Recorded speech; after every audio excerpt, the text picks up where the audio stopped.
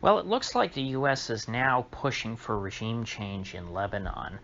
This is kind of coming out of left field as far as I'm concerned, because, I mean, I was hoping that the U.S. was slowing down all of its meddling in the Middle East. People pretty much recognized that the Afghanistan stuff did not work out, Iraq didn't work out. The Syria stuff has calmed down. Nobody's been trying to overthrow Assad recently. But it looks like this whole explosion in the port of Beirut is being used as an opportunity by Americans and Israelis to try and make some push against Hezbollah.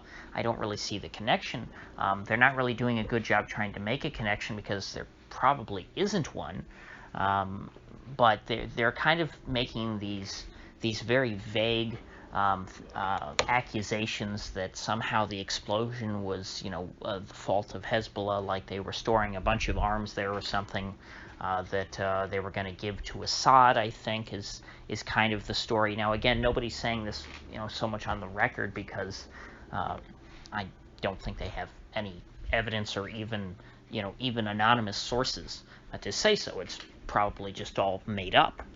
It looks to me like what's happening now is that the U.S. saw that there was a tragedy in Lebanon, and they thought, well, maybe we can at least try and use this as an opportunity to weaken Hezbollah and blame them for something.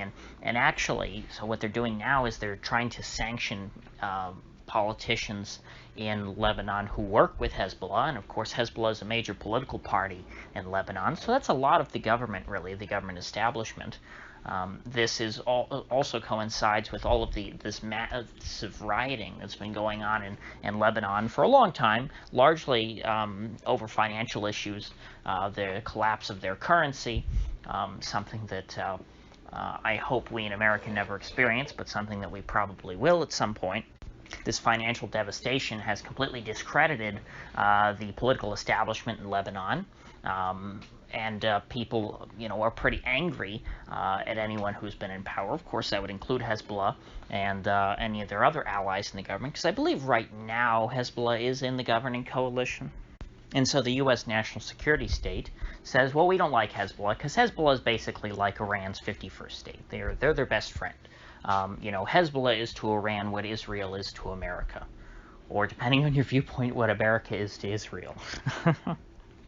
And so, since the U.S. hasn't been able to do much against Iran lately, they figure, well, if we can smack down Hezbollah a bit by smacking down the Lebanese political establishment, well, then, maybe we can declare victory in some way on something.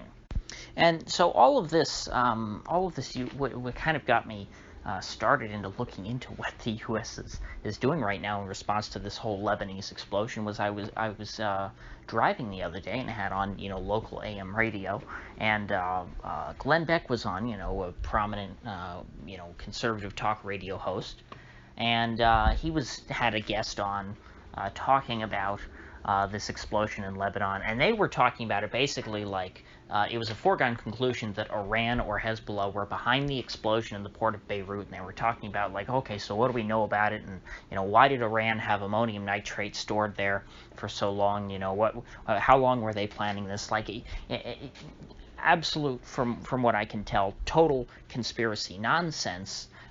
That was totally unsubstantiated. They offered no evidence. I've seen no evidence of this sort of thing. But the fact that this is going around, in a fairly mainstream show, and that this is just talked about openly in certain political circles in the United States tells me that this idea has to be delineated from somewhere. These things are not coming out of the ether. Now I'm seeing these little stories pop up here and there about the U.S. trying to tie Hezbollah to this explosion.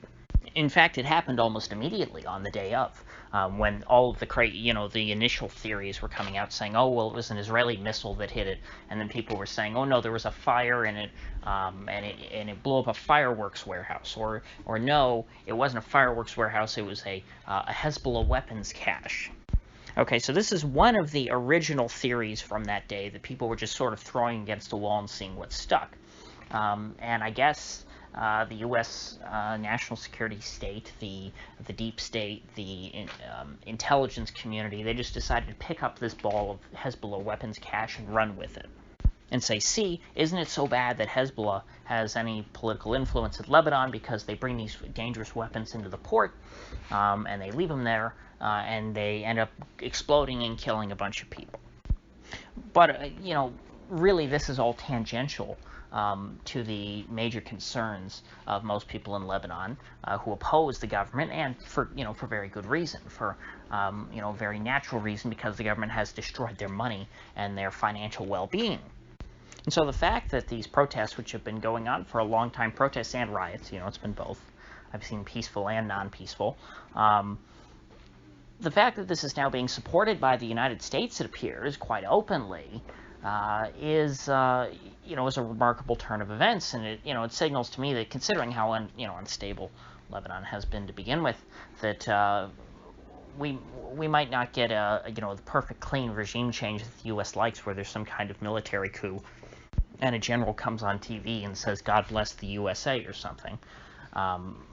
They might at least get a civil war, which will take, I guess, will take Lebanon out of commission and will occupy them for a bit, because they'll be busy fighting another Lebanese civil war, and they won't be able to be any sort of international ally of Iran. Again, I don't see what the real advantage is for the U.S. of plunging Lebanon back into a civil war and encouraging that. But the U.S. foreign policy hasn't made sense for a very long time, so I guess I shouldn't try and analyze it through that lens.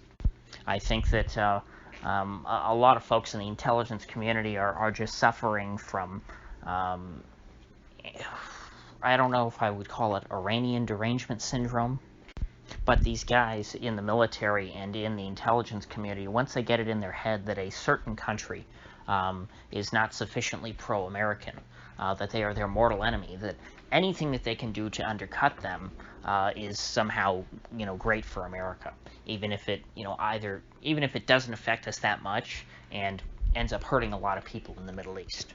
I mean, of course, that's been the whole story of the Afghanistan and the Iraq wars, and, well, to this day, the Afghanistan war.